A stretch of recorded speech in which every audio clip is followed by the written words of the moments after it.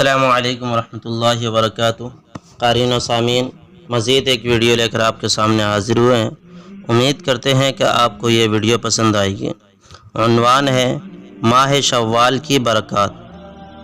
حضرت عائشہ صدیقہ رضی اللہ تعالی عنہا فرماتی ہیں کہ رسول اللہ صلی اللہ علیہ وسلم نے مجھ سے ماہ شوال میں نکاح فرمایا اور آپ صلی اللہ علیہ وسلم کے ساتھ میری رخصتی بھی ماہ شوال میں ہوئی۔ رسول اللہ صلی اللہ علیہ وسلم کے ازواج مطہرات میں سے وہ کون سی زوجہ ہے جو رسول اللہ صلی اللہ علیہ وسلم کو مجھ سے زیادہ عزیز تر ہو؟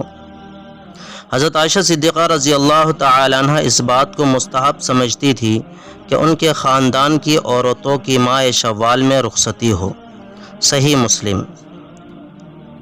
اما عائشہ صدیقہ رضی اللہ تعالی عنہ نے مسلمانوں کو یہ پیغام دیا کہ کوئی مہینہ یا دن منحوس نہیں، تمام مہینے اور ایام بابرکت ہے۔